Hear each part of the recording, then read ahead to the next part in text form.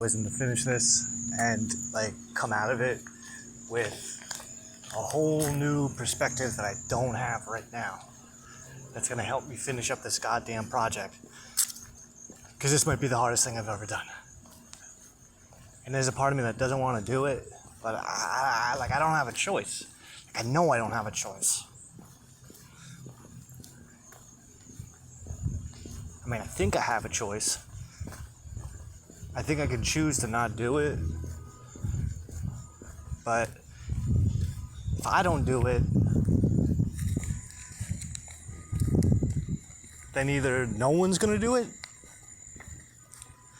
or someone else is going to do it some other time. So I might as well just do it now. Or, now that I'm thinking about it, well, I mean, it doesn't make any sense, like, why anyone else would do it. In order for anyone else to even think to do it, aside from somebody just taking my idea, running with it,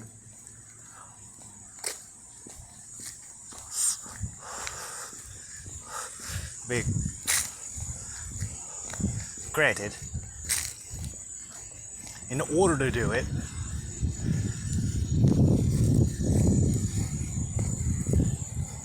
someone would need to have at least, the very least, 1 year's worth of journals written. I mean, to do it the right way. They would need at least 1 full year of journals where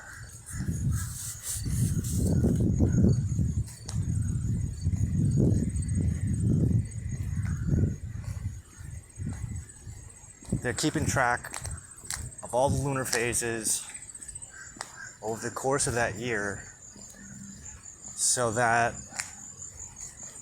today, of all days, because it doesn't work if you don't do it today, they can start backtracking everything.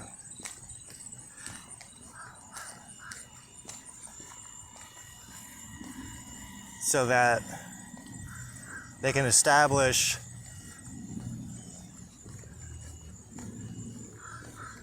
an exact roadmap of the past 12 months that is going to culminate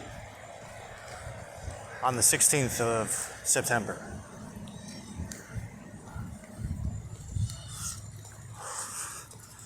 What the fuck? I mean, it's not... Why what the fuck? Why what the fuck? What the fuck? Because what's going through my head is, holy shit. I literally am the only person that could do it. I had no idea that for the past 5 years, I've literally been setting myself up for this project, and I didn't even know that this project could have even been a thing.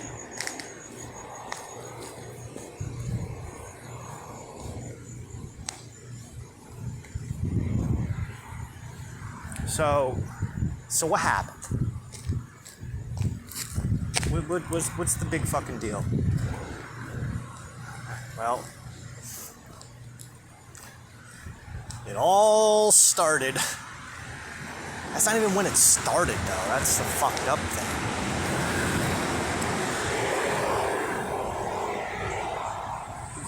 Oh, and you know what I found out? Of course, this would be how it goes. But the day that me and April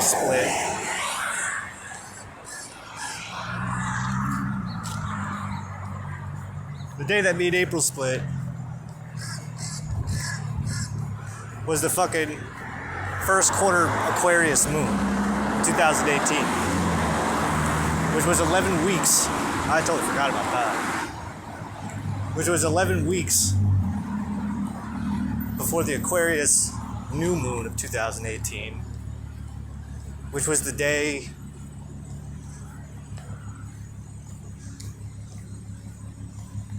which was the night I saw the head peeking around the corner in my kitchen.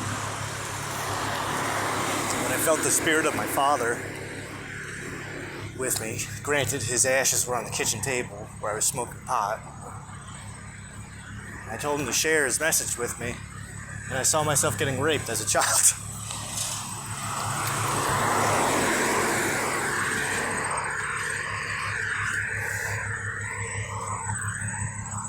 Of course. Of course. Of course it would work out like that.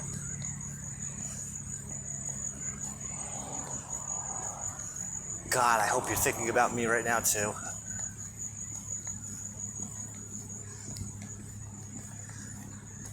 I don't know, there's a lot. This is a lot to take in, man. This is not normal. This is so fucking normal.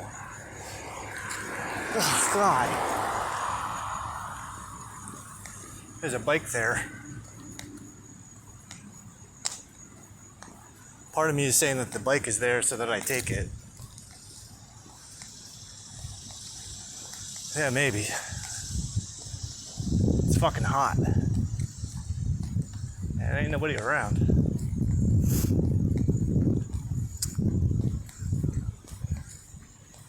God left that bike for you just in case you get too hot, overheated, and you can't make it all the way home. God, it is fucking killer out. But I need a break. Like I need a thinking break.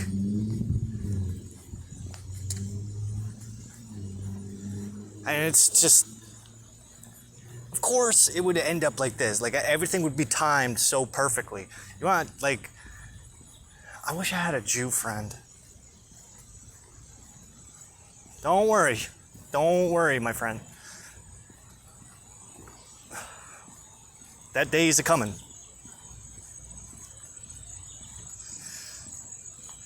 So what happened was,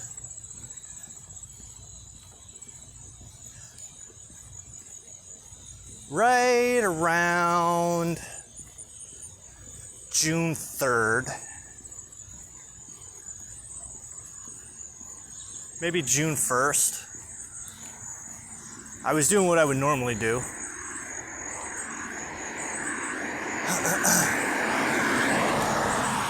And I was working with my Archangel Michael Sword of Light Oracle deck. But I had tried an experiment like a week or two prior, where I coupled the message from the Michael Oracle deck with the message from the Book of Demons. I wanted to see if I can make angels and demons work together.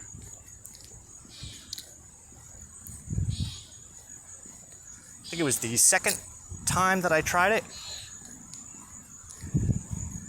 that I got two messages: trust your gifts, and which was the message from Michael,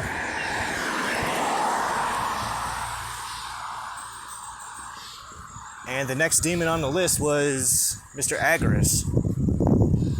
Creepy looking guy. No offense, but none taken.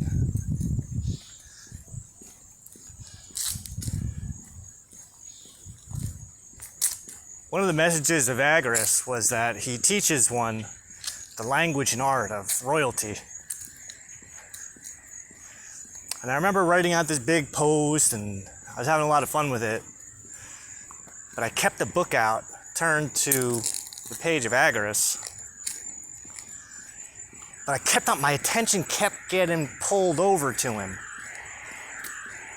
Until finally I said, like, do you have a message? Like, is there something specific that you want me to know? And I heard him in my head. He said, go get that Book of Solomon. You're ready. Now, this book, it's called The Key of Solomon, the King. I bought the book back in 2018, and I've just been kind of sitting on it because I don't really understand it. I mean, I understand it, but it doesn't click. But when I opened it, And I started reading the introduction. It made sense. I was, fuck, finally. Knew that was going to happen eventually. Didn't think it was going to take 5 years, but alright, so this is a good sign. Right before the book really opens up, it gives a breakdown of the weekly timetable in terms of Hebrew time and its relation to planetary hours.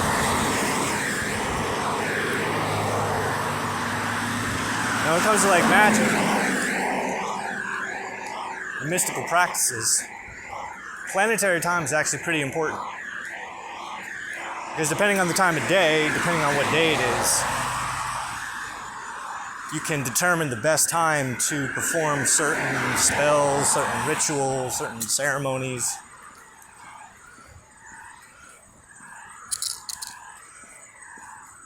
But when I first got the book, it all looked like mumbo jumbo to me. I didn't understand what the hell. It's like 3 pages of charts. But something told me, you know what? Look for patterns. Look for repeating cycles, patterns. Anything that would like stand out. And behold, go look for something, you're gonna find it.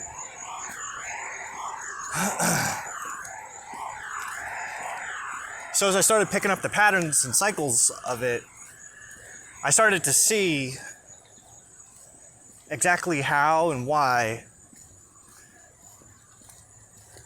everything was laid out exactly the way it was, and how it just kind of like worked in this perfect symmetry. It was really fucking cool. Still, in my brain, it's like hard to relate, because instead of 1 o'clock, 2 o'clock, 3 o'clock, 4 o'clock, 5 o'clock rock, we're using planets instead. And there's only like 7 planets that you're using. There's Sun, Venus, Mercury, the Moon, Saturn, Jupiter, Mars, and then it repeats at the Sun. You got 24 hours in the day, but you got 7 planets, so it doesn't break down easily. You only got 24 hours in a day, but you have 3 or 4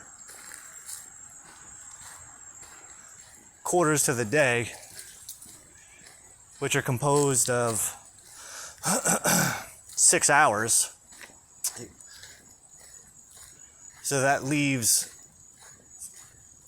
4 planetary hours that aren't used over the course of 24 hours. But over the course of 7 days, it eventually works itself out. It's a self-regulating system that it ends right where it starts, right where it's supposed to start. So the first hour of Sunday is always the hour of the sun. But because of that 3-planet differential, the first hour of Monday is the hour of the moon, Tuesday is Mars, Wednesday is Mercury, Thursday is Jupiter, Friday is Venus, Saturday Saturn, and then Sunday it starts all over again with the sun.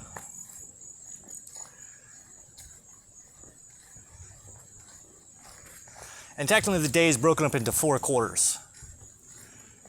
There's 12 hours from sunset to sundown, and then 12 hours from sunset to sunrise. So every day has 12 hours of light and 12 hours of dark. It's just that the length of the hour fluctuates depending on the time of year. You can have it at the summer solstice, you'll have a daytime hour that's 75 minutes, a nighttime hour that's 45 minutes. By the winter solstice, you got 75-minute nighttime hours, 45-minute daytime hours, and then at the equinoxes, you got an hour that's 60 minutes and 11 seconds. So it works itself out. Either way, we're taking our time back in the sense that you're always going to have 12 hours of daytime. It's such a fucking ingenious system. You're working for the same, like if we were to incorporate this system into exchange secular time with relative hours. There's certain times of the year you're working the same amount of time. It's just that the hours within that time frame, you're saving time, but then you're losing it at the other half of the year. Like around Christmas time, nobody wants to be fucking working during the winter. Well, that's good, because during the winter time, when you need the most rest, the hours are the longest.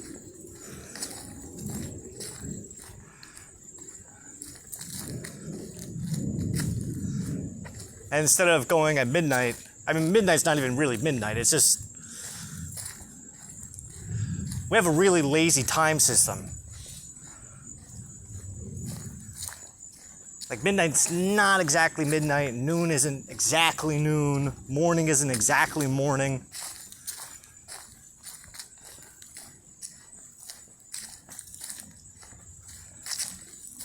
So I decided, I mean, I had been interested in understanding planetary hours. I didn't put too much thought into it until I opened up that book. And I thought to myself, well, hey, you know what? Magic hours are related to magic. It's also related to spiritual practices of Judaism, which is something I've always wanted to understand better. So, what would happen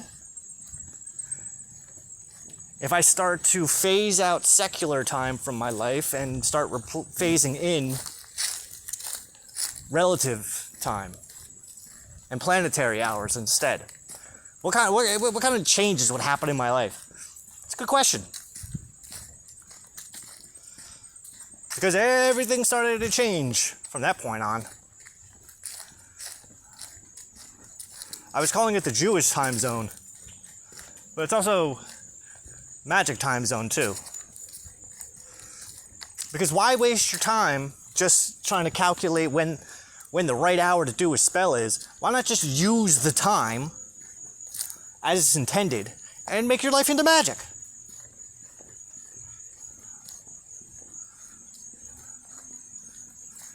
I mean, what's the fucking point of just only picking and choosing depending on when you want a wish granted? Hashem fucking hates that. Hashem's not a fucking genie.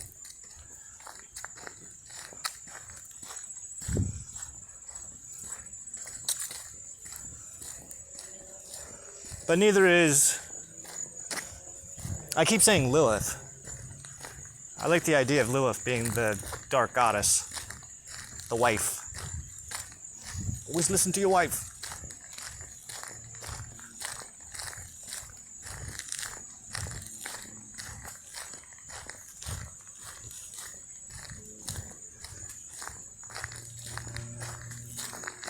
So that was June. We're 3 months in.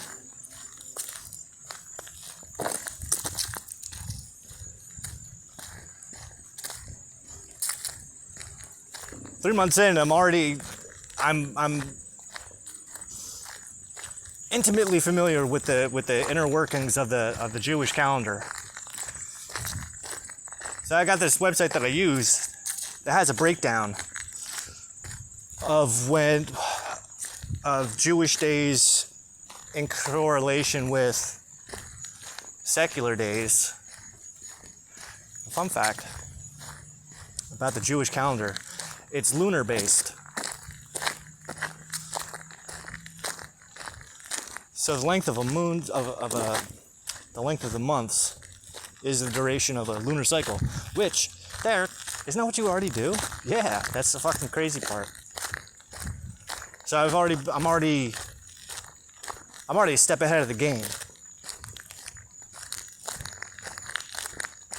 I mean, I do things a little bit differently, which I'm going to change up in the next couple weeks because I want to try it out. So what I've been doing is midnight is no longer the start of the new day. Sunrise is, which is the opposite of how the Jews do it.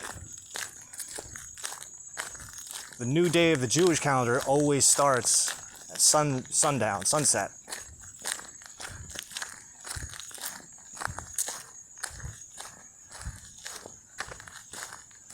it's a little bit different.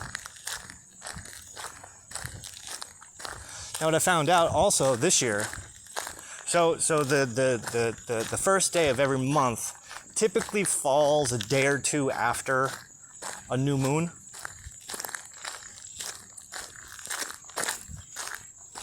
The new day begins, the new month begins. Right when you see that first sliver crescent of the moon coming out from the dark. In the old days, what they would have to do is they would have to have witnesses, people who saw it. You have to have at least 2 witnesses.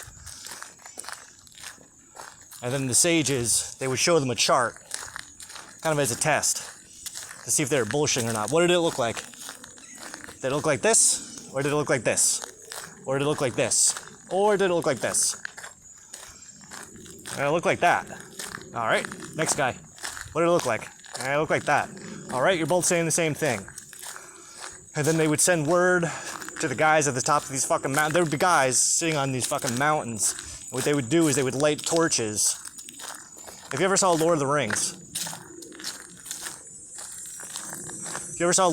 right when they're going to war, right? I think it's right before they were gathering troops to go to war in the second movie. And the Rohirrim, they lit the fucking big torches at the top of the mountains, and then some other guys would be like miles away, but they would see that torch go on. They would set their torch up, and then some other guys down the way, they would see that torch go on and go, oh shit. It'd be like that. And then everybody would know. All the Israelites would know. It's a new month.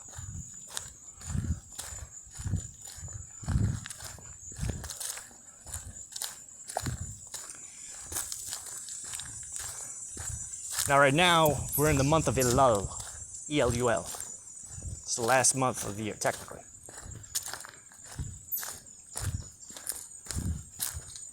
Elul,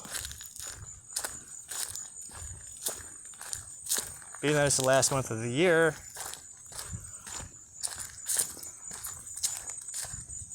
kind of wraps everything up in preparation for Rosh Hashanah and the new Jewish year.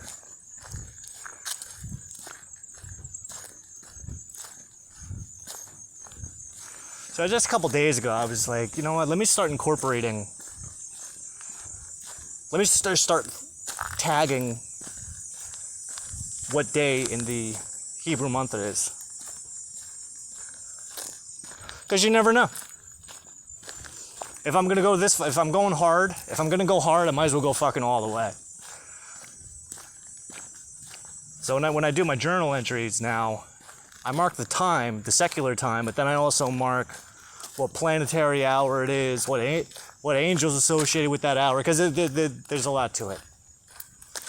Every planetary hour has an angel that's associated with it, so there's angel hours. Every day has a planet associated with it, so there's angels on... One angel's more predominant during the day. And then there's the 12 hours of day and 12 hours of night. There's a lot of numbers in writing. But I mean, it's fairly intuitive, so it's not like I have to like really cram my brain to get this stuff. Plus, there's apps for that.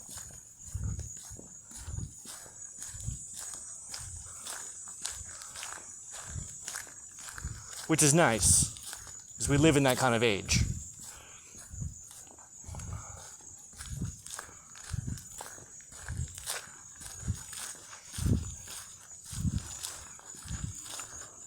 So that was only about like 4 days ago.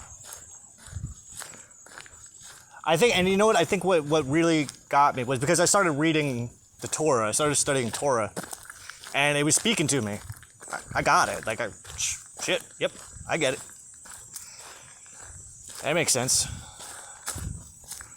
So maybe the reason why humanity's all fucked up and the world's falling apart is because we're doing exactly what God said we would have to do in order for the world to turn into shit. Fair enough. Why is there no God? Well, there is. It's just that you're doing the opposite of what he told you to do. I don't know if just to be scumbags about it, or you just, fuck that, I don't want anyone telling me what to do. fine. But I would double dog dare you to try to do something different and see how things change.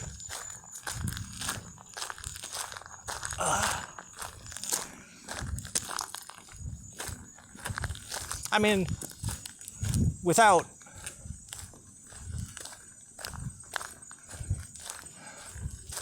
proof, we want proof. It's not my job to give you proof. I mean, the best proof I can share is I haven't given up on it yet. I actually am going further with it than where I started. Watching it all progress. I mean, mind you, I'm the witness to my own life. So the fact that I'm seeing what I'm seeing and experiencing what I'm experiencing, and what I'm seeing and experiencing is inspiring me to take it another step further with things. That's all I need. I'm good. Oh, I'm good.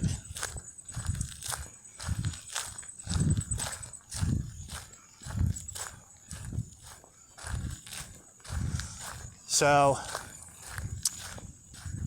what I noticed with the Hebrew calendar is that they have days that they're asked to do specific readings from the Torah. Just reminders.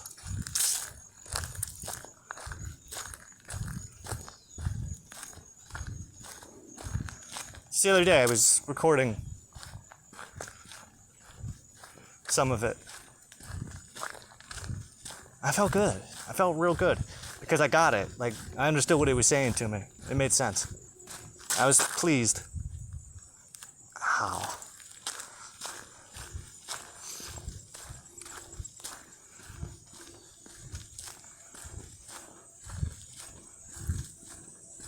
It made sense.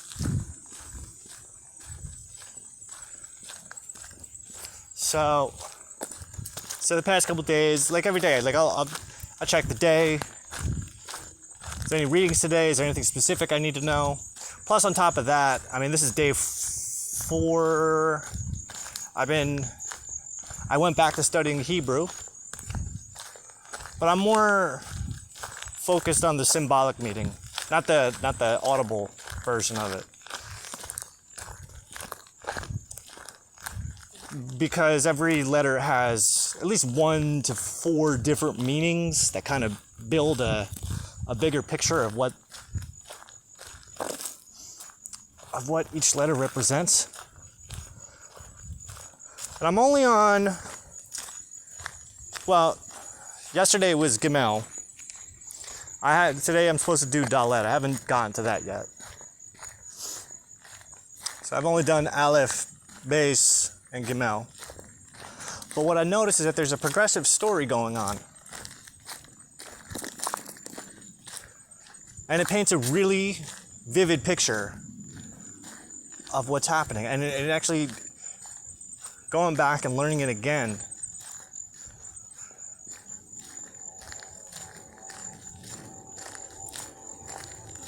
I could see it differently than the way I saw it when I first attempted to tackle learning Hebrew. Now, I don't know the vocabulary, like I can see the word letters. It takes me a minute to spell them out in my head, but I can see them at least. Like, I can recognize them. And I know the letter equivalents of them. If I look at a bait, I know that's a B. I know if I look at a tav, hey, that's a T. Shin, that's an SH. I know that. Zayin, that's a Z. So I could spell stuff out. When I was still working at Boss, I'd have a couple Hebrew clients that would come in. I'd see them on their phone, I'd kind of peek over. I remember one guy, he had to call his son to get his customer number. I saw him pull it up, and I looked at the letters, and I was just able to to put the letters together in my head to say his name out loud as the guy was about to hit call that he looked over at me. Huh? How'd you know that?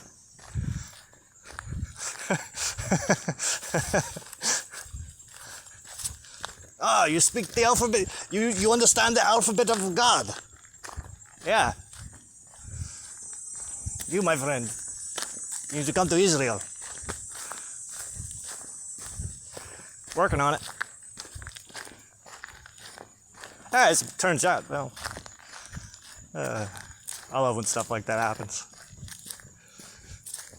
It's not the first time, it happens multiple times.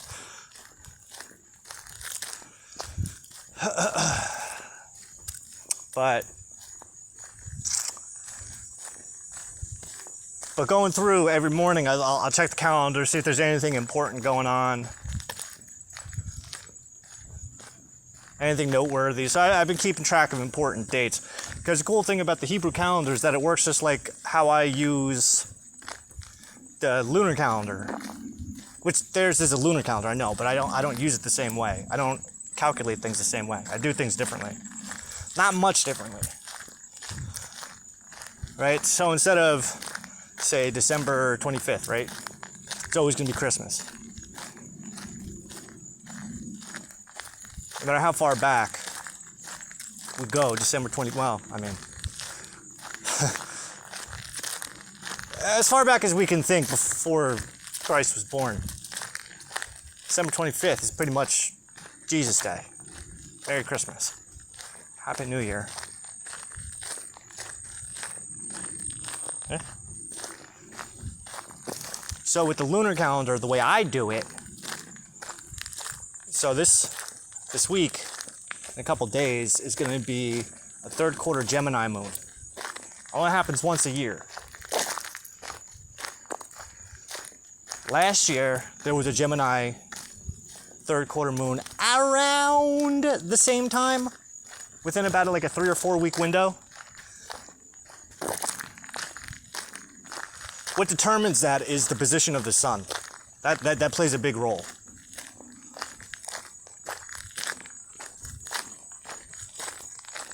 Because you can only have a third quarter Gemini moon when the sun is in Virgo. It's the only time you can't do it. Anywhere else throughout the year, it doesn't happen. Not that you can't have the moon in Gemini. It's just specifically a third quarter Gemini moon has to be when the sun is in Virgo. Just like a Scorpio new moon can only happen when the sun's in Scorpio. There's always one.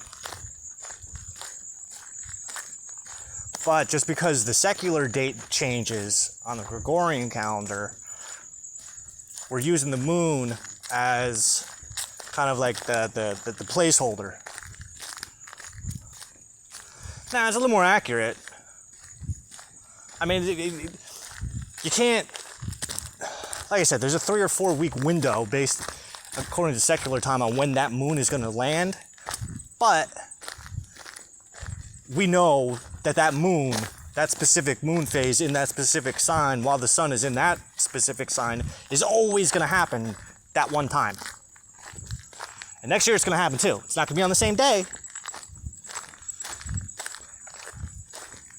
but it'll be close within 3 or 4 weeks.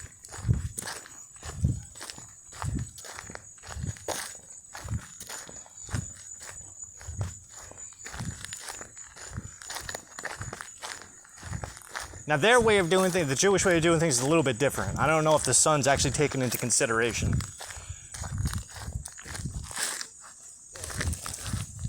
This year, the first day of Elul was on my birthday. Last year it was on like August 26th. But that's also because the Jewish calendar isn't a solar calendar. It's a lunar calendar, which is only 44 weeks.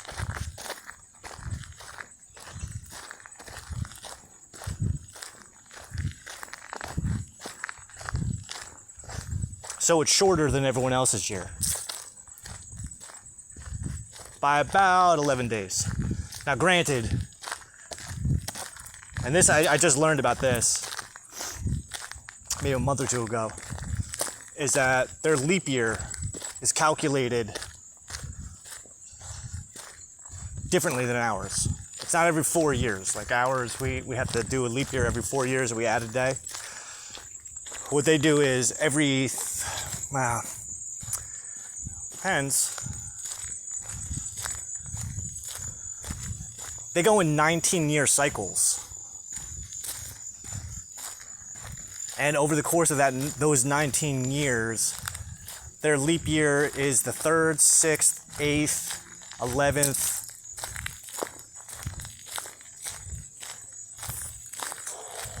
14th, 17th, and 19th year, I think. And they don't add a day, they add a month.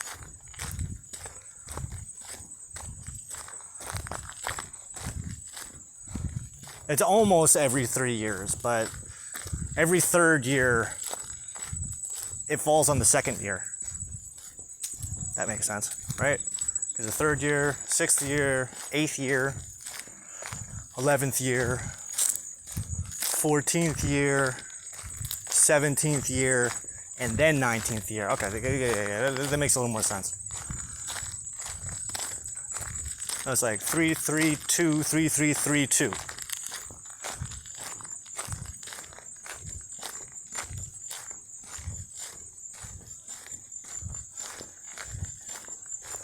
Why does it do that? It has to do with the lunar cycles. So, and I track this to see if it makes sense. And it does. Because it's something that I accidentally discovered a couple years back. But then once I learned, just the other month, when I learned about the 19-year cycle, I went back and I retracked it. And I'm like, holy shit, that does work. Oh my God. So, on the day I was born, on the day everybody was born, the sun and the moon are in like a very specific position, right? So I'm a Leo with a Scorpio moon. The sun was at 25 degrees Leo. The moon was at 22 degrees Scorpio. Every year, on or about August 18th, pretty consistent, the sun comes back to 25 degrees Leo. Your birthday is essentially when the sun goes back to the same degree that it was at the time you were born. Now the moon also does the same thing. It's called a lunar return. So every month, the moon always returns back to that position that it was in on the moment you were born. Not always the same phase, but always in that position, at least 12 times a year. Every couple years, it does it a 13th time. Well, I mean, there's more to it than that. It's not just every couple years it goes back to that one sign, but it's a whole other thing. It's a whole other thing because I don't fully have the whole cycle fucking mapped out in my head. Sorry.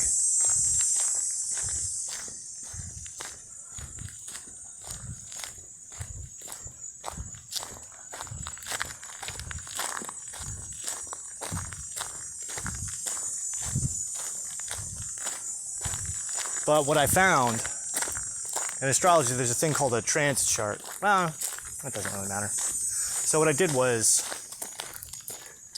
I know where my sun and my moon are on my birth chart. It just happened to be that on my 38th birthday, they were in the same spot.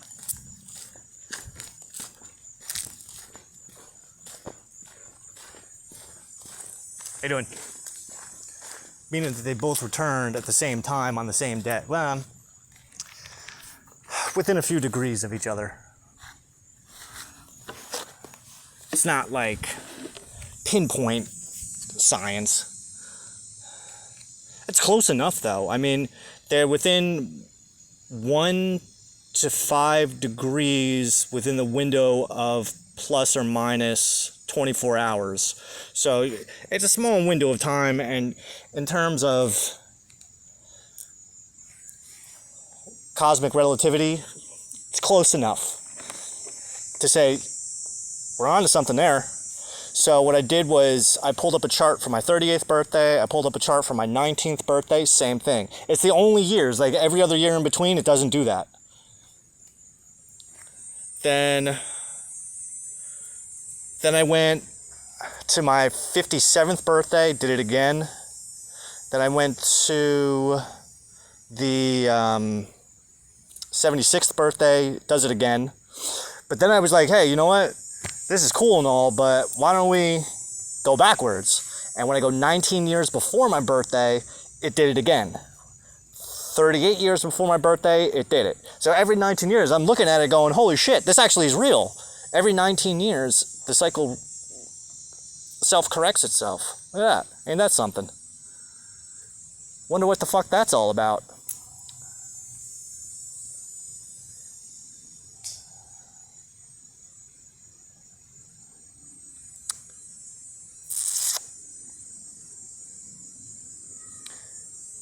See now, where I'm using the Western Zodiac, Tropical Zodiac, as kind of like the overlay for this system, for my system, they don't have that.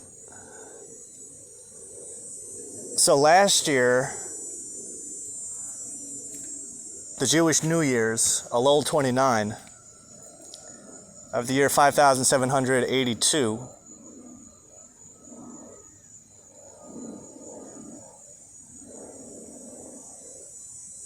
fell on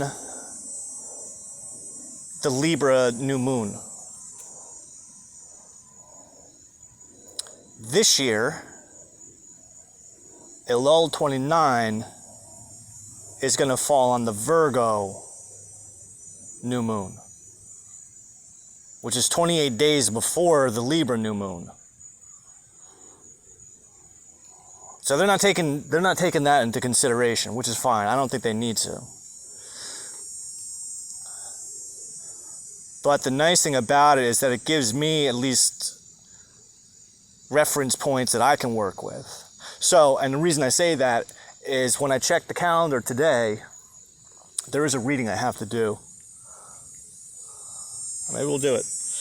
There's a reading I got to do. But most importantly, today is Elul 18. So it's the 18th day of Elul. Elul being the last month of the year, this is a month of reflection, it's a time of introspection. We're recounting the previous year. What the hell, what did we accomplish? What did we not accomplish? What things did we fuck up? This way we can go into this coming year. See, Judaism is all about introspection. It's all about self-empowerment, self-exploration. I fucking love it.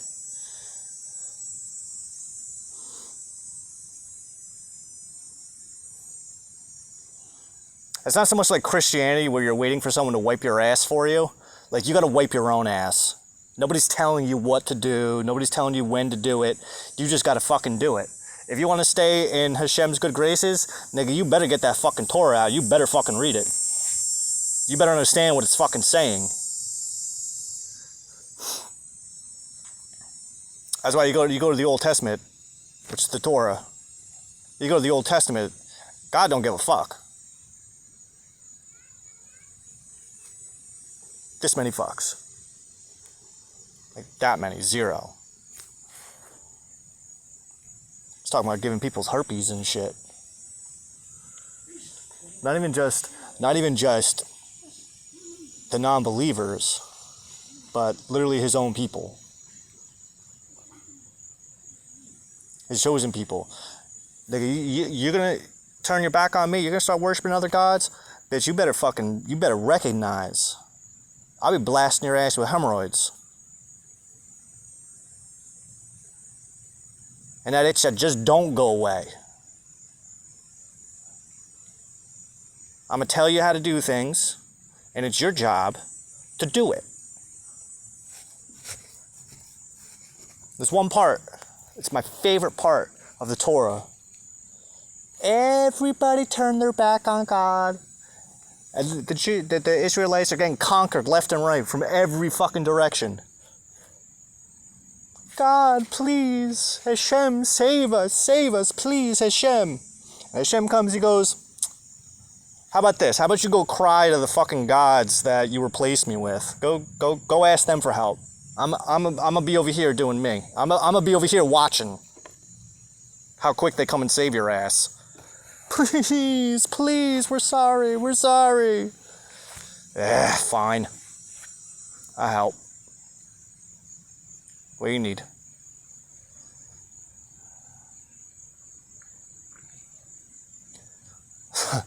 So, today, at lull 18, I go to the calendar, and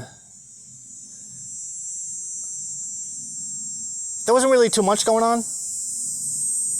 I mean, there's a celebration today, but not a major one. I saw that it was the birth of two important Rebbes. Today's a celebration of Bel Shav Tov, I think his name was. He was the founder of Hasidic Judaism, the Hasidic movement.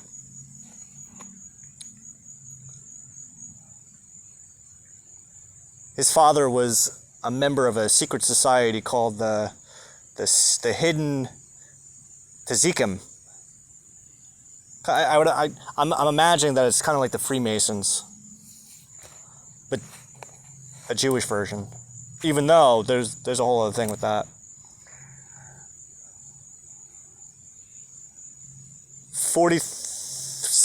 43 years later, his spiritual grandson was born. The man he would teach, who is most famous for creating a golem. The Mahalim of Prague is what he was called. And his most famous act was creating a golem to protect the Israelites, the Jews in Prague. Now, something told me to scroll just a little bit further. Well, Hashem told me to scroll just a little bit further down. And I'm glad I did. Because today, Elam 18, is the first day of the 12 days of reflection. We're 12 days away from the Jewish New Year's Eve, Elam 29. So the idea is, every day for the next 12 days, reflect on the corresponding months of this past year. So I don't know the Jewish months off the top of my head yet, but if you think of it like New Year's Eve, like 12 days before New Year's Eve. What's New Year's Eve? December 23rd, 31st? Yeah, it's 23rd. Come on, man. Get your shit together. December 31st is New Year's Eve. 12 days back from there, what's that, the 29th? No, the 19th. Right, 19, 20, 21, 22, 23, 24, 25, 26, 27, 28, 29, 30. The 20th. 20. 1, 2, 3, 4, 5, 6, 7, 8, 9, 31. Okay, yeah. Oh, and what a coincidence. That also happens to be December 20th. That's the winter solstice. Typically. Huh. So now imagine that every year on December 20th, you do every day, you reflect on a month. So on the 20th, we go back to last December. Right, let's say we're doing this year. December 20th, 2023. We're going to go back to December 2022. Then on the 21st, we're going to go to January 2023. Then on the 22nd, we're going to review February 2023. Then on the 23rd, right? Am I keeping up? Then February to March. And then finally, on December 31st, we will have caught up with ourselves and now can review the past month of 2023. It's fucking genius. I love that. The reason I love it so much is because I'm already working on a project like that, but just using the lunar calendar, my lunar calendar. So August 16th was the Leo new moon. The following week was the first quarter Sagittarius moon. Just the other day was the Pisces full moon. Next week is in a couple days, is the Gemini third quarter moon, and then the following week is the Virgo new moon, which coincides with Elul 29, which is the Jewish New Year's Eve. So the way this project is working for me, I just started it over the last lunar cycle, but the way it works is on the new moon, I read through all my journal entries for the previous moon cycle. Only like the quarter moons, the full moon, and the new moon. I keep it. I can't read all that stuff. Besides those 4 points, the full moon, new moon, and the quarter moons. Those are like the highlights. Those are always the highlight moments. Everything else is just kind of like the in between. Not that it's not important, but just to emphasize the importance of those 4 days during the month. So, say on the new moon, right? I'll reread the entry from the third quarter, full moon, first quarter, and previous new moon. After I read them, I'll read one at a time. After I read it, I write about it. So on the Leo new moon, I went back, I read the third quarter Taurus moon, wrote about it. Then I went back and I read the Aquarius full moon, wrote about it. Then to the first quarter Scorpio moon, wrote about it. Then the Cancer new moon, wrote about it. What's the point of doing that? Well, the point is to see the progression over the month, because every day is not the same. Might do a lot of the same shit every single day, but it's always going to be different. How has my life evolved over the past 4 weeks?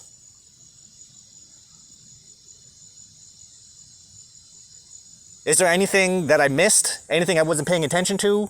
Any important details that didn't seem important at the time, but right now I can go, oh shit, good thing I did that. Well, yeah, I mean, right now I'm going, oh shit, good thing I did that. Good thing I thought of that.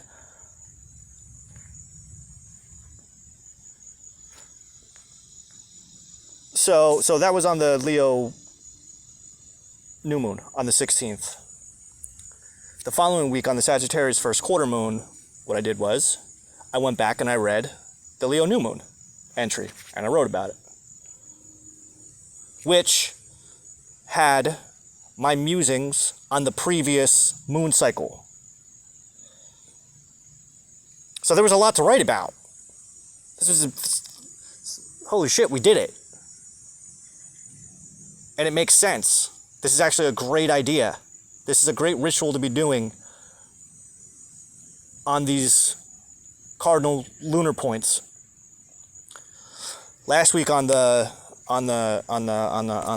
Pisces full moon, I went back to the Sagittarius entry, which had all my other shit that I was writing, plus what I wrote about from the Leo new moon. Wrote about it. Then went back to the Leo new moon. Reread that whole fucking thing again and wrote about it. What did I learn? What didn't I learn? Is there any like cool correlations? Of course there is between the two. Are we seeing any kind of progression? Absolutely we are. I can't wait till the fucking Gemini moon. I can't wait to go back. But then on top of that, being that it's the 12 days of reflection of Elul, I'm doing the same thing for the months.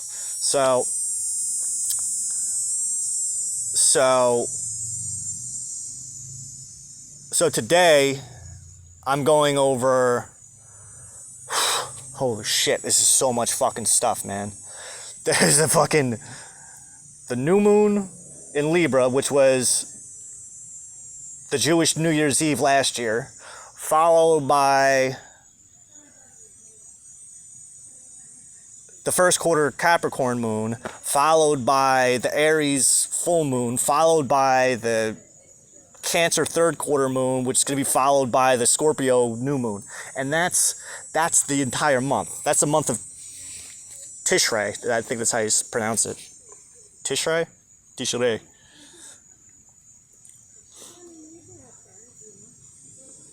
And I'm halfway done. I had to come out for a walk. Like, it's just, so what I'm doing is I'm reading the first entry, writing about it. Then I'm reading the second entry, followed by the first entry, writing about it. Then reading the third entry, followed by the second entry, followed by the first entry, writing about it. That's where I left off. I have to read the fourth, third, second, first, right, and then fifth, fourth, third, second, first, and write about it. Why so much? That just seems like overkill. I know. Oh, I know.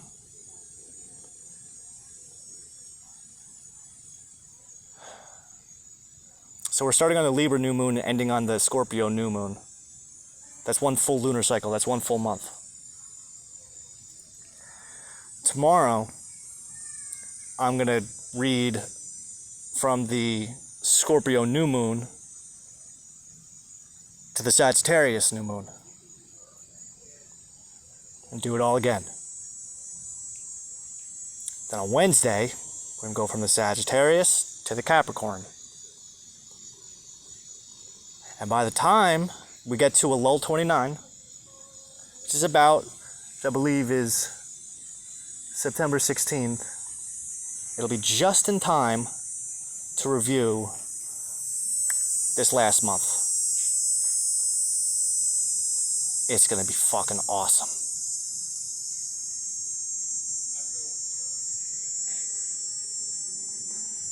And I can make it to there without quitting or getting fired.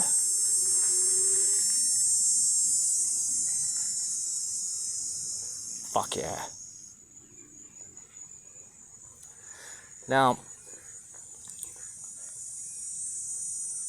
this is just in preparation. Well, you know, there's a thing, I don't know what it is yet. Leading up to Rosh Hashanah, there's something called the Day of Awe. I don't know what that means just yet. But I believe that the Day of Awe is going to be the day where it's like, holy shit! That was fucking awesome! Let's do it again!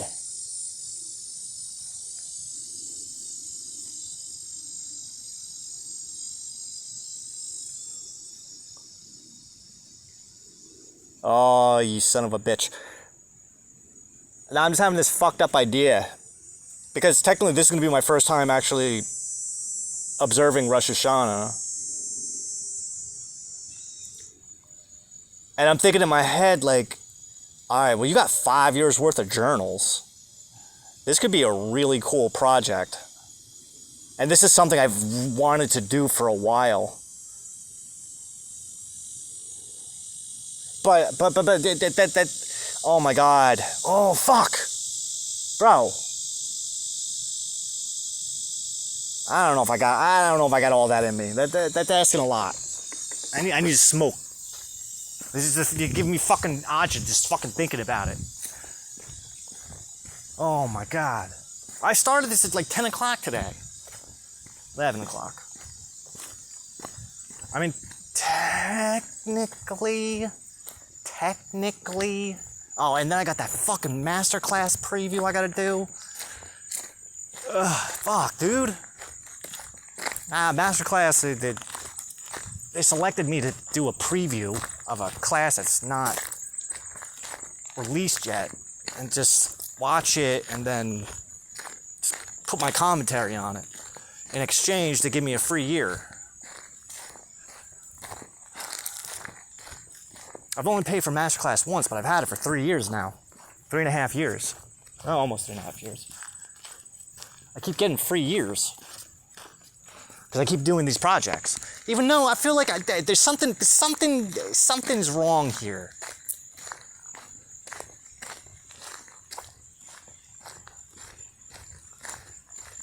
I don't know. I feel like I'm short a year or two, but whatever.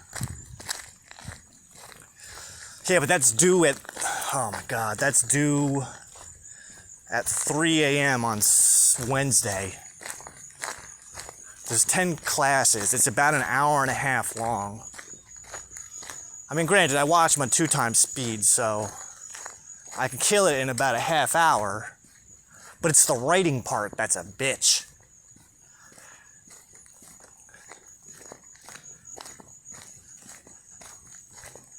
Because, yeah, I might be able to finish a 10-minute class in 5 minutes, but I'm constantly pausing and writing and pausing and writing. It'll take me a fucking, like, half hour to fucking do one. I mean, I don't mind. It's just a lot. And then I got all this on top of it. Then on the fucking Gemini, oh my God, dude. Then on the fucking Gemini, on the Gemini moon, I have, what the fuck do I have? I gotta read the Pisces moon, I gotta read the Sagittarius moon, and I gotta read the Leo moon, but then I also have to read, when is that? When is it? When are all these things happening? How are you fitting all this stuff in? I don't know. Maybe, I feel like once I get out all the bitching and complaining, then I'll free up the space that I need. What the hell else do I gotta fucking do?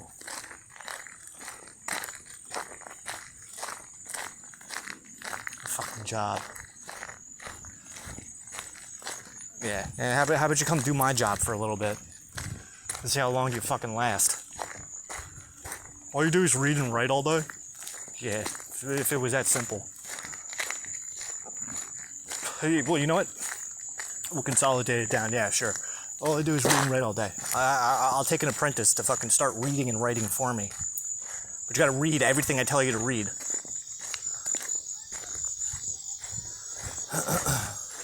Because for one, this isn't just like, it's endurance training too.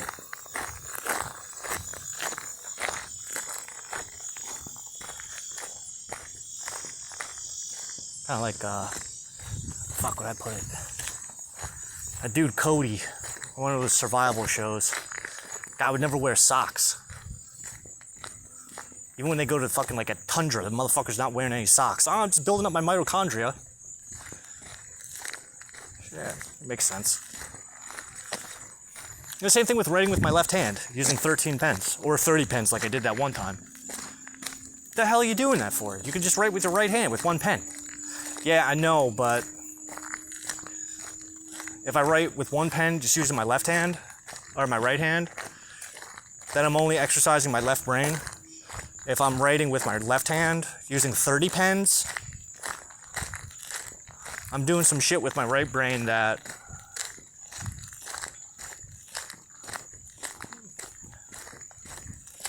makes it more better than other people's right brains. Because it can do more things, like increase processing power, speed.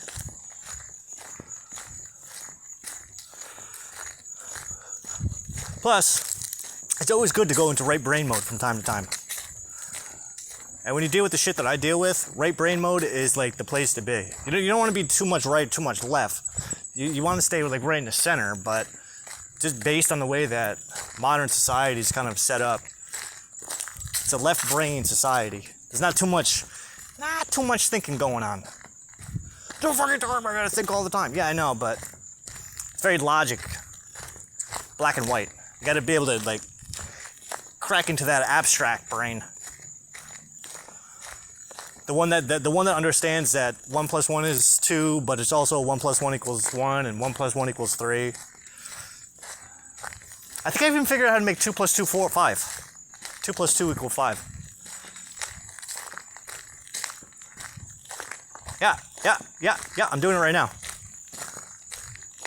2 plus 2 equals 5. You can actually make sense of it, right? Because 1 plus 1 equals 2.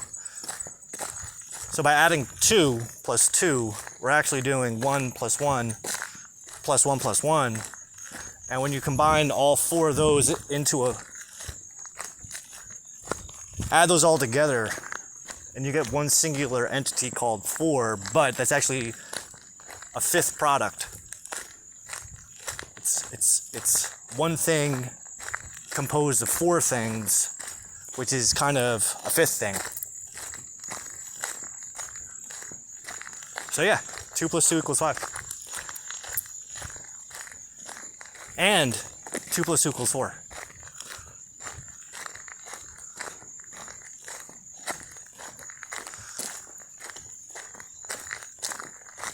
I mean, really, if you want to like get fucking cuckoo with it, you could say 2 plus 2 equals 7 too. I was thinking about it. And I'm like, and I heard somebody in my head go, "Yeah, why don't you try to rationalize 2 plus 2 equals 7? Jerk off."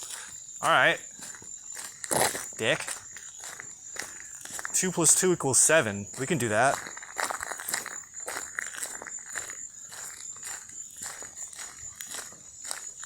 Two things plus 2 things. 1 plus 1 plus 2 plus 3.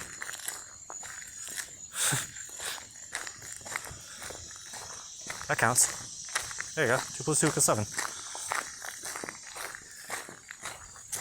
I mean, I could be a real dickhead. I could be a real dickhead and be like, 1 plus 1 equals 11. You can't do that. You actually can.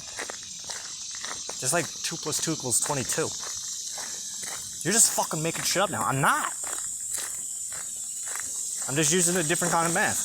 4 equals 1, 7 equals 1, 10 equals 1. Where are you coming up with this bullshit from? Well, if you use theological addition, 4 equals 1. The fuck is that shit? I never heard of that. I know, you can't even Google it. That's fucked up, right? Nah, it's an old Freemason trick. But I learned it from Freemasons. You're a Freemason? No, but I've read their books. There's a cool one called Tarot of the Bohemians. Kind of breaks down the relationship between tarot cards and Hebrew. Stoic. It's written in 1888 by a gentleman using the pen name of Papus, P-A-P-U-S. And that's where we learn about theological addition and theological subtraction. Both things. I know, I tried Googling it myself. You can't find it anywhere, except for in this book. So basically, you take a number, 4 for instance. If you apply theological addition to it, what you do is you take all the numbers before it and add them together. So 1 plus 2 plus 3 plus 4, which is 10. So where the fuck are you getting 1 from? 1 doesn't count. I mean, 0 doesn't count. You get rid of that. Doing it again? I mean, it's not that you get rid of it. It's just, you have to use simple number reduction. So where you take a multiple digit number and then add all the digits together to break it down to a singular digit. So 1 plus 0 equals 1. With theological addition, 7 equals 1. That's 1 plus 2 plus 3 plus 4 plus 5 plus 6 plus 7, which is 28. And then you take the 2, add it to the 8, and you get a 10. 1 plus 0, 0. What's the practical application of this? Well, funny you ask that. Because it wasn't until I learned about this in 2018, it wasn't until 2020 that I found myself in a situation, this exact situation where I was trying to explain it to somebody, and I realized, like, I'm not pleased with the way that I'm explaining this. It makes sense in my head, but there's got to be a way to apply it. And then, sure enough, right in front of my face. So it's a numerical leveling up sequence. It's a numerical sequence that demonstrates the alchemical process in terms of like a leveling system. So we're only using real numbers.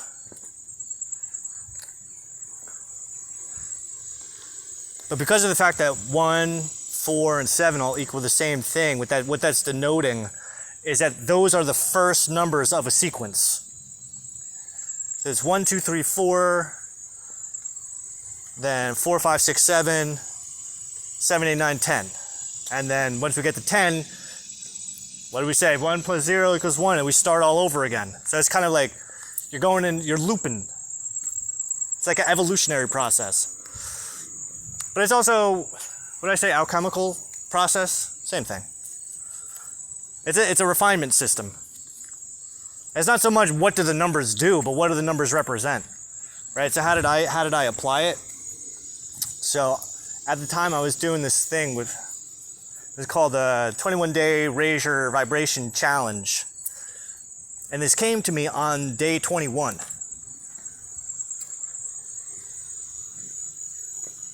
But then I woke up the next morning and I went, holy shit, I know how to use it. So they say that to create a habit of doing something, you do it for 21 days straight, right? So every day over the course of 21 days, you're taking these challenges to kind of like push yourself a little bit further than what you would normally do. Breaking down limiting self-beliefs, old belief patterns, just trying to make a new you. Fuck. These fucking things are like right on my fucking scalp, man. It's like I can feel it. So it's almost like, all right, what was I saying? 1, 2, 3, 4, 4, 5, 6, 7, 7, 8, 9, 10. So week 1 of the challenge, day 1 through 7, that would be the equivalent of 1, 2, 3, 4.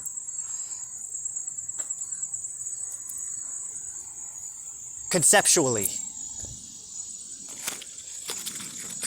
21 days. You can break 21 days down into 3 groups of 7.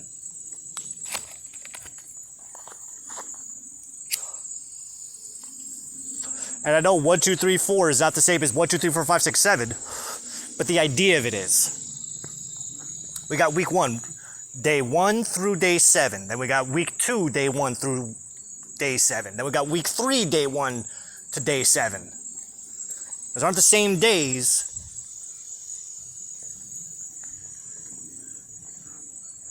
But the idea, so that by the time we get to day 21, as soon as we wrap up day 21, tomorrow is a whole new day. I feel like I'm making a little bit of sense. So what I did was, after day 21, after I completed the 21-day challenge, and that morning I went to go get cigarettes, and I went for a walk and I was thinking about it. I was walking out in the cold so I can build my mitochondria. Build up.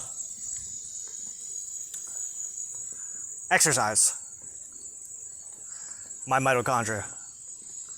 So, yeah, I'll come out here during the winter time. I'll do my little workout.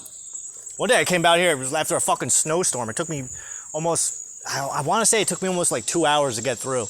This fucking snow was knee deep. But I was trying to do a fucking Rocky 4. Let's go, fucking do it, dude. So after I finished the 21-day challenge, I decided to put the theological addition system into practice. where the first chunk of 21 days counted as 1, 2, 3, 4. So I'm like, fuck it, I'm gonna do this the second time. I'm gonna do this another 21 days, back to back. I already know what to expect. But theoretically, what'll happen is, because I already know, I'm not gonna respond to the challenge in this exact same way. I'm gonna go a little bit deeper, because I already got rid of a bunch of shit. So let's dig a little bit deeper, see how much more shit we can dig out. So I did it another 21 days. And I had a plan. My plan was to do it a third time too.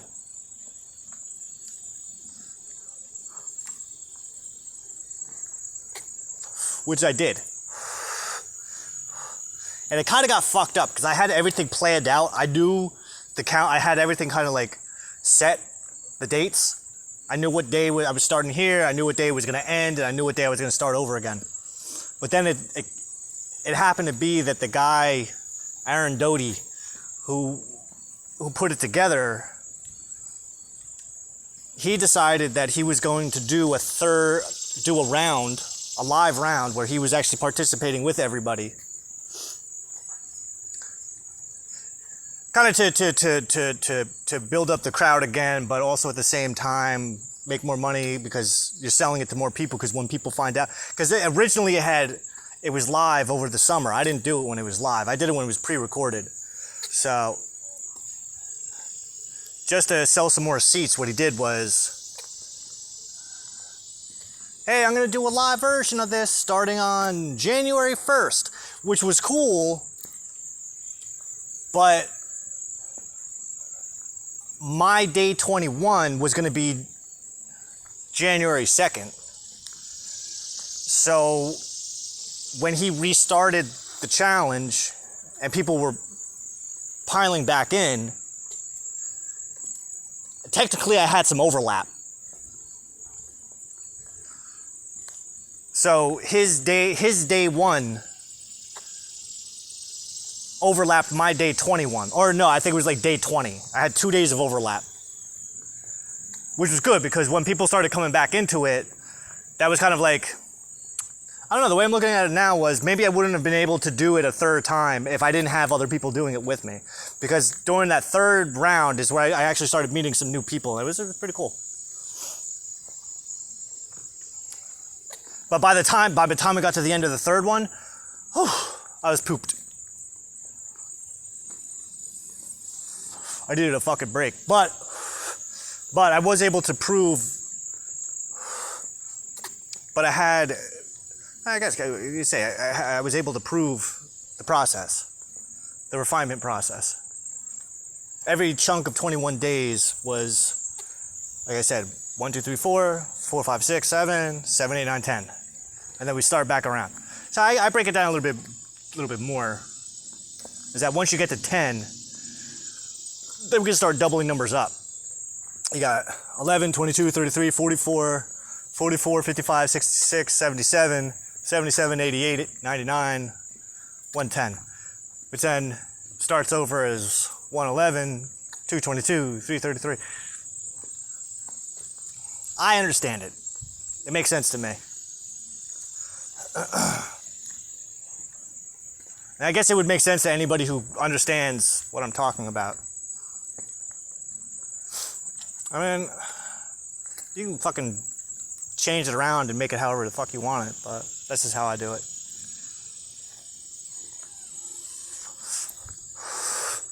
What other practical application is there to Theosophical Math? Theosophical Addition? Well, funny you say that. Funny you ask that. Because there is another practical application to it. I haven't figured out why it's practical or why it even works the way that it works. But if you apply Theosophical Addition to the first 38 numbers, 1 through 38, right? Theosophical Addition. You take a number and then you add up all the numbers that come before it into itself. So 1 is Just 1. 2 is 1 plus 2. 3 is 1 plus 2 plus 3. 4 is 1 plus 2 plus 3 plus 4. 5 is 1 plus 2 plus 3 plus 4 plus 5. All the way up to 38. What I found was that there's a sequence. After you do all the reduction and all this other shit, there's a number pattern. I think the number pattern is probably about like 8 numbers long, no, maybe more than that. I don't know, it creates this like this waveform where, let's just say it's 12 numbers, a 12 number sequence that repeats itself. I call it the toxic sequence. I don't know what to do with it. I have it written down in some book somewhere, but it's easy to replicate.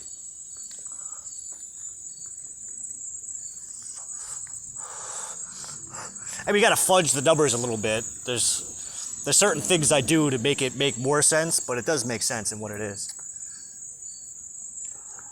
It's like the numbers count down, then they count up, and then they count down, and then they count up. Why? I don't know. Because science.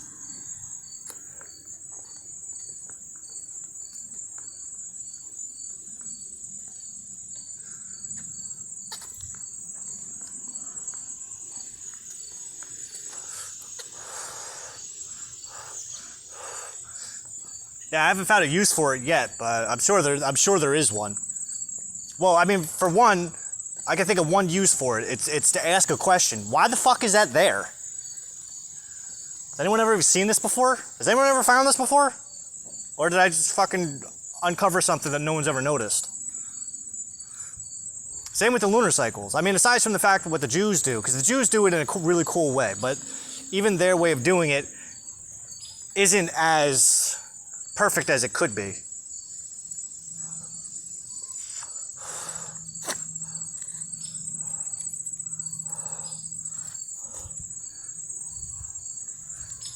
See, because it's said that they use a lunar solar calendar, but it's just a lunar calendar.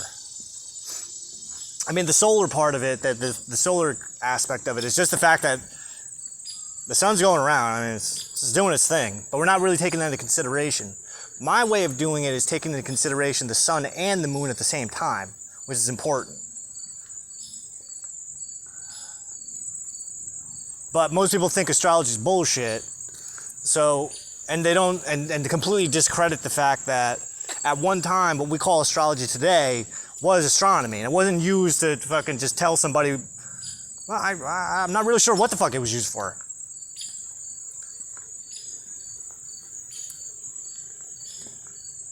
Keep track of time. It was a calendar. That's why when people like ask questions about their birth chart, like I kind of pinpoint it down to days. What's today actually? Where are we at today? Are we at 12 degrees yet, or is that tomorrow?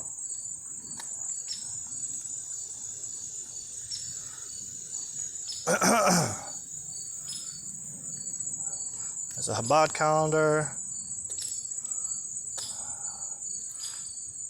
You keep a birth chart on your phone? Yeah. Well, I got an app. It keeps track of where the sun is, where the moon is. And then it's also got my chart too. Alright, so the sun is at 11:55. 11 degrees 55 minutes. In Virgo. I've been waiting for it to get to 12 because that's where my Juno is. Juno is an asteroid. Oh fuck, and then ay, caramba. Nah, it's just fucking Venus came out of retrograde today. It's like a lot of shit, man. Juno.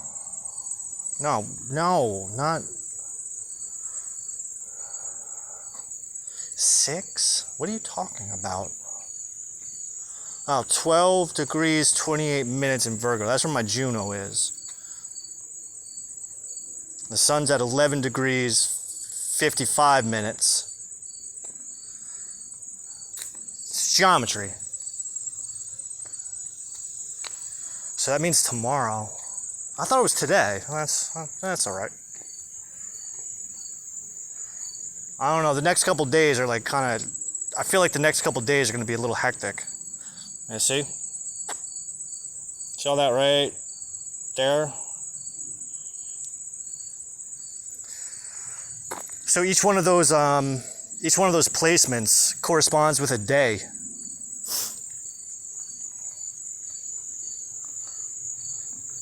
Does anybody do this? Does anybody else do astrology the way that I do astrology? Or am I the only one who does it this way? Because I've never seen anybody else do it the way that I do it.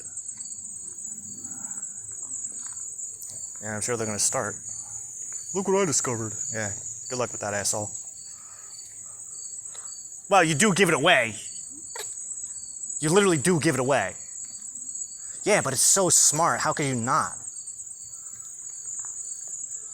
What am I worried about? People stealing my ideas? What fucking ideas? I don't know. It's not like I fucking invented it. All I did was just discover it. And give yourself a pat on the back. Thank you. Well, I mean, it's pretty fucking obvious. I mean, each point represents an actual day. Give you an example. Okay, 0 degrees Libra, always and forever, will fall on the fall equinox. 0 degrees Aries will always fall on the spring equinox. 0 degrees Capricorn will always fall on the winter equinox solstice. And 0 degrees Cancer will always and forever fall on the summer solstice. And there's dates associated with those days. Every sign has 30 degrees to it. Every sign is a month.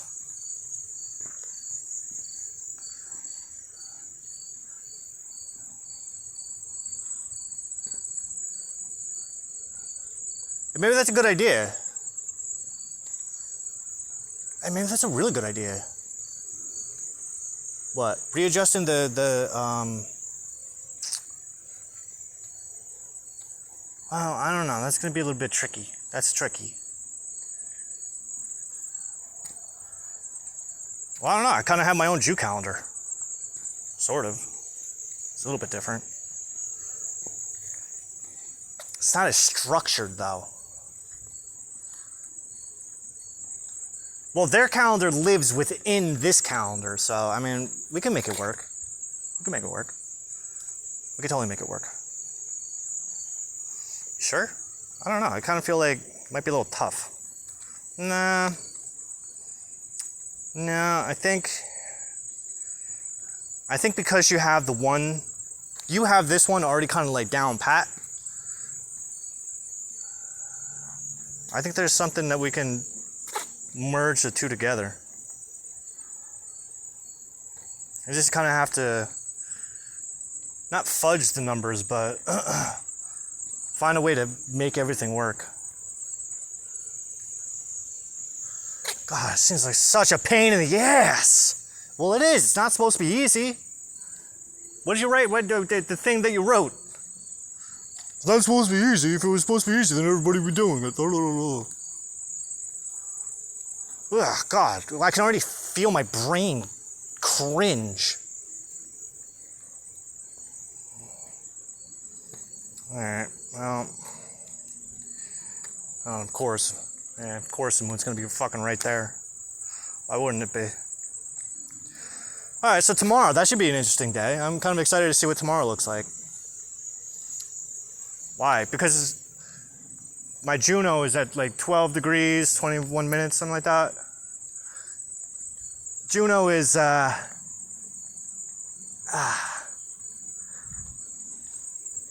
Juno is the wife of Jupiter in Roman mythology.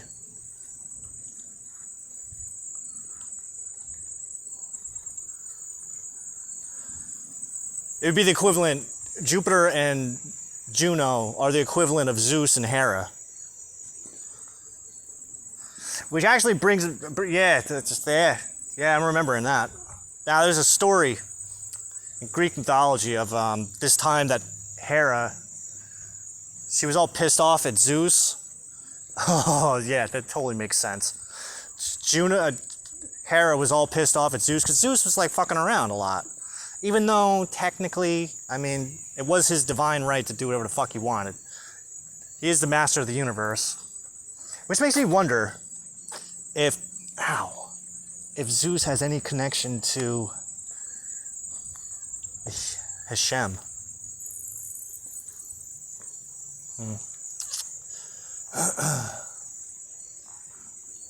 It's worth exploring. I have wondered that.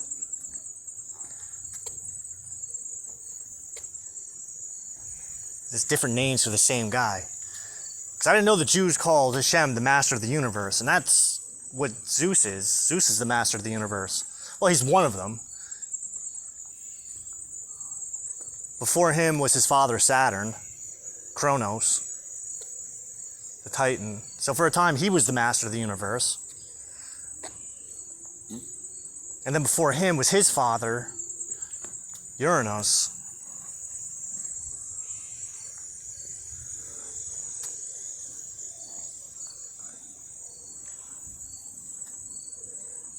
Uranus was the husband of Gaia, was the spirit of the earth.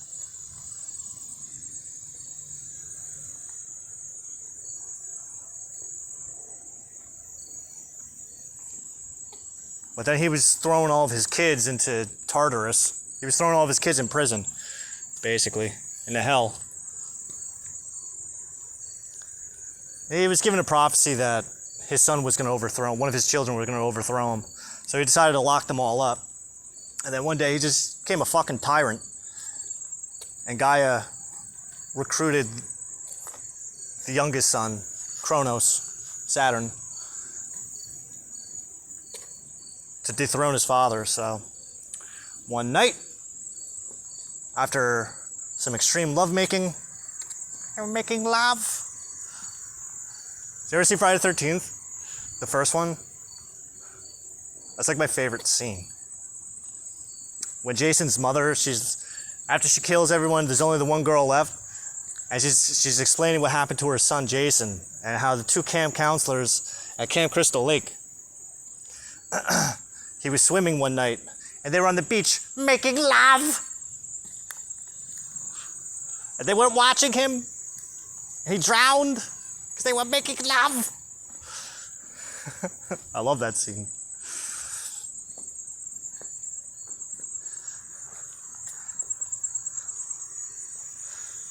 My ex-wife and I used to say it to each other, making love, in that voice.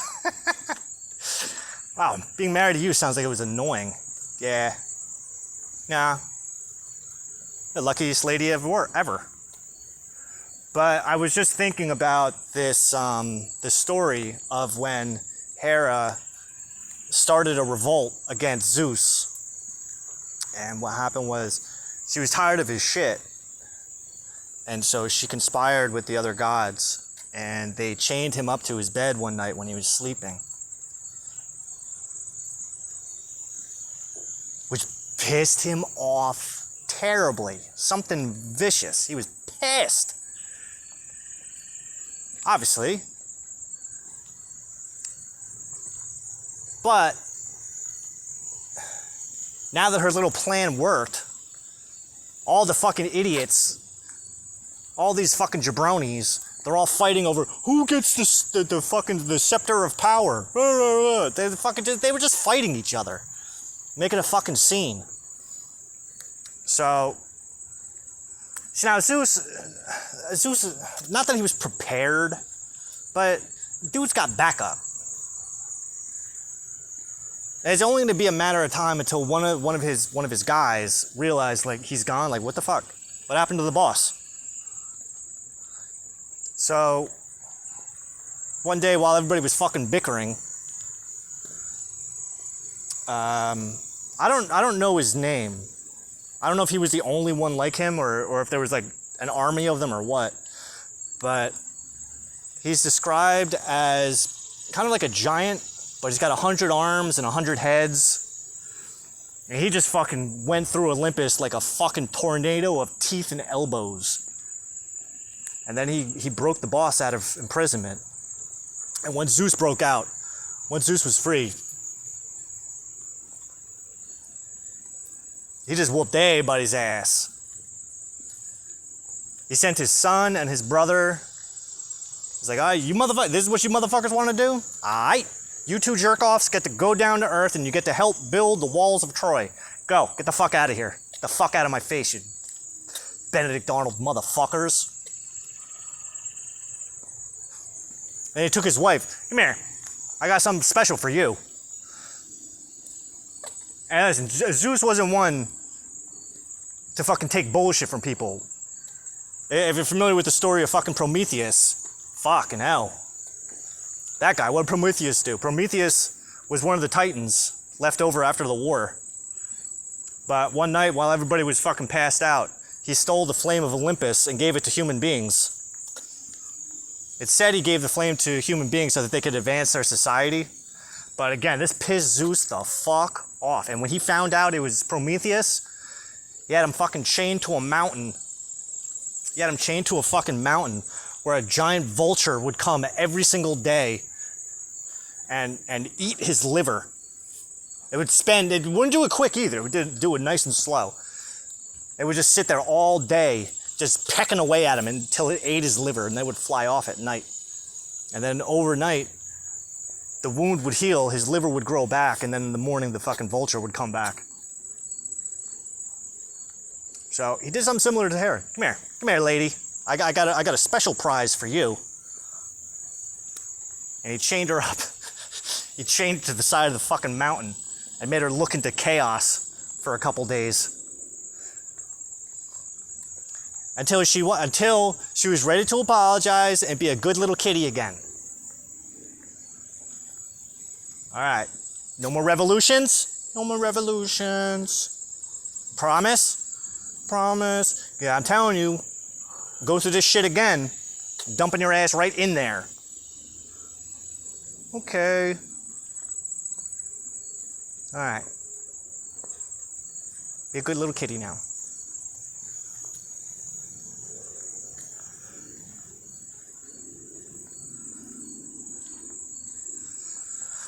I don't know, it's just like, what am I expecting tomorrow? I don't know. That's what I'm kind of excited to see. Like, what is tomorrow?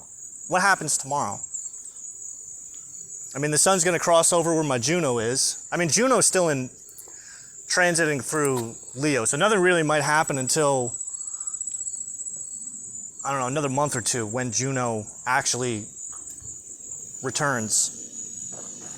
Return means when it returns to the exact point where it was on the day I was born. But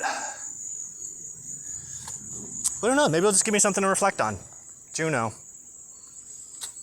I mean, most astrologers, they'll associate Juno with like the person that you're gonna marry, twin flame type of shit.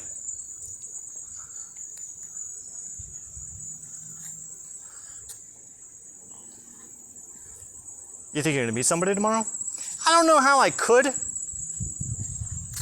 spend most of my time in the house and out here, so I don't really go very far. So I'm not gonna expect to just have a random encounter and go, oh my God. I was just talking about this yesterday. I didn't expect to see you here. You wanna get married? Yeah, me too.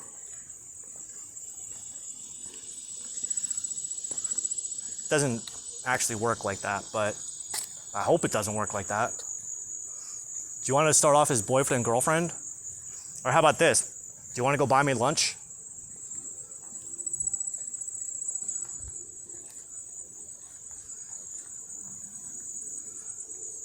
But then again, I do have all these projects I gotta do, and I don't really know if I have time for that. Maybe for like an hour I can play, but not much longer than that. At least you're gonna help.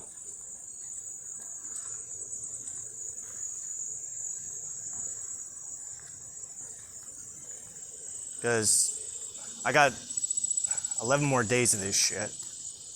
Not that it's shit, but it's actually pretty fun.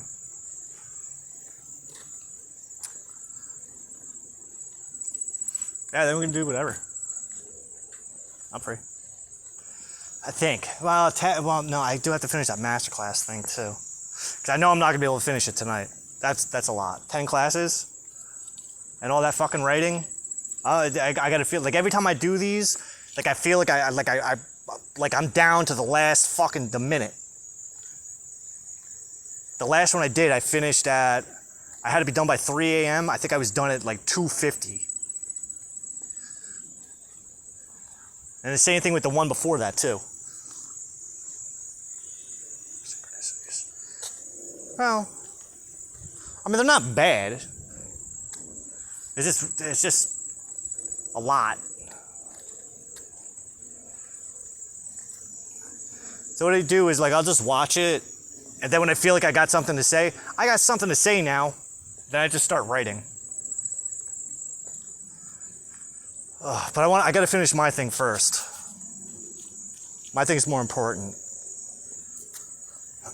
And what day is it? It's LL 18. Oh my god. I still gotta do that reading. I'm gonna just do that now. It's like it's a burden. Sorry to burden you. No, it's not that. It's just it's a lot. That's it. Not complaining.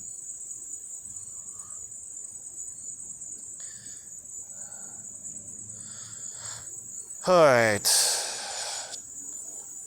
Deuteronomy 29, 9 to 28.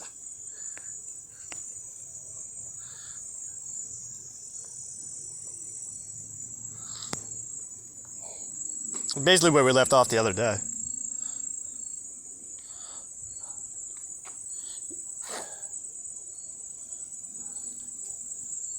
You got a Torah on your phone? Yep.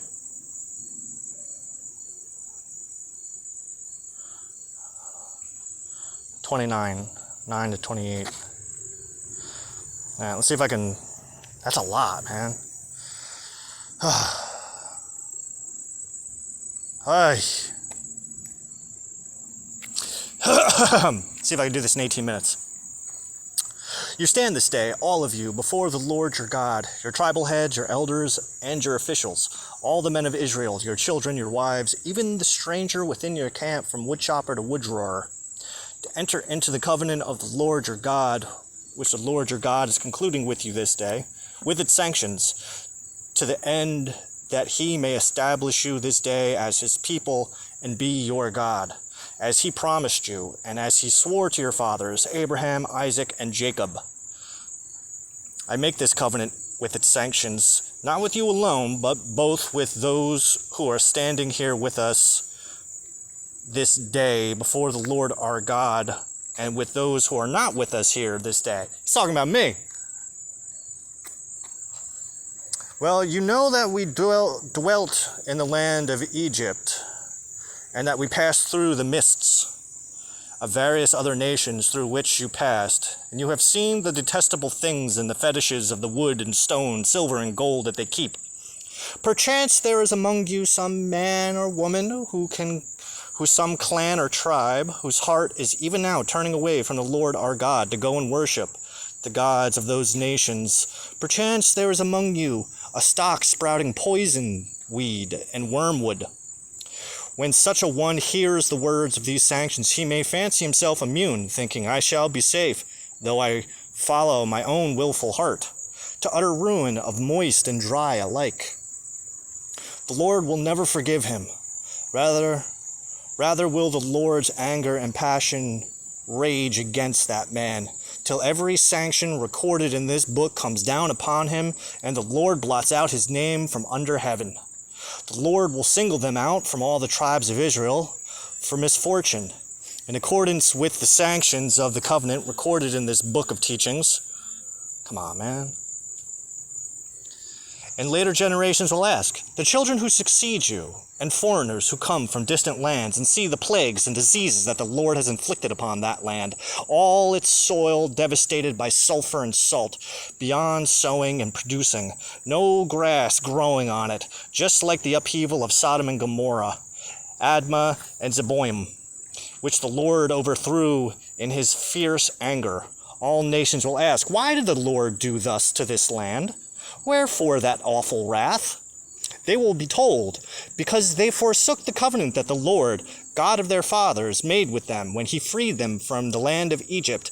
They turned to the service of other gods and worshipped them, gods whom they had not experienced and whom God had not allotted to them.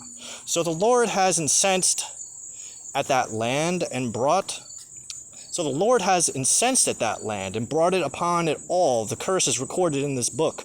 The Lord uprooted them from their soil in anger, fury, and great wrath, and cast them into another land, as is still the case. Concealed acts concern the Lord our God, but with overt acts it is for us and our children ever to apply all these provisions to this teaching.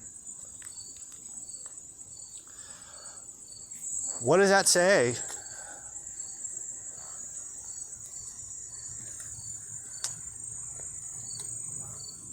You just passed the threshold, the point of no return. So, you keep on going, but we know you're out there. I know you're in there. These guys who don't believe, but trust. Trust, we're going to find out. We're going to find you. We're going to root you out. And when we do, you're going to be sorry. I know you don't like being told what to do. Nobody's going to tell me what to do. I'm my own boss. All right, go ahead, boss. Do your thing.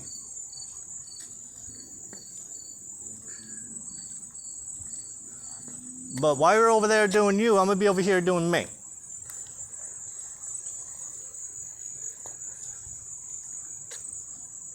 Because at this point, I don't know, I feel like I'd be an idiot to follow you. Because who the fuck are you? I said something the other day. We didn't cut your hair. I'm waiting for Hashem. I'm waiting for God to kind of guide me on what to do next. God. Excuse me?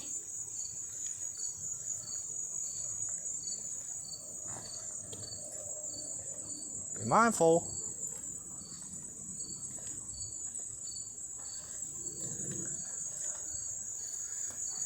You're casting judgment upon the Lord's favorite son,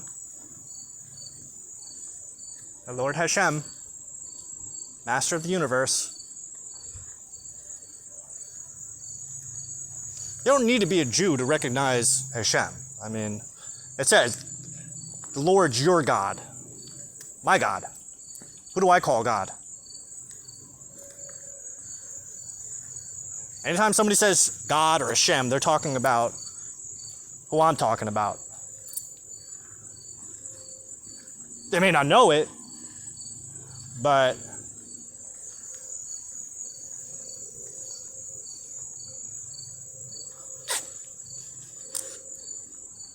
and if they don't know it, that's on them. I can't. Listen, I've been at this shit for long enough that it's like, all right, man, what the fuck you want me to do? I don't know what to tell you.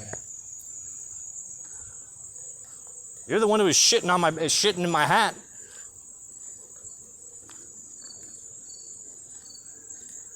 Aren't you the guy that was like getting with my wife when I was still married to her? Like, what? Get the fuck out of here, bud.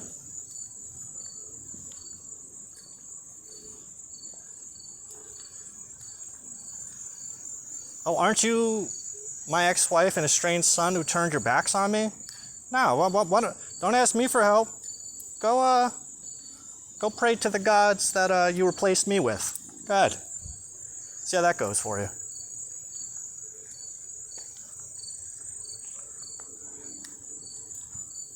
But Daddy, we love you. Oh, now you love me.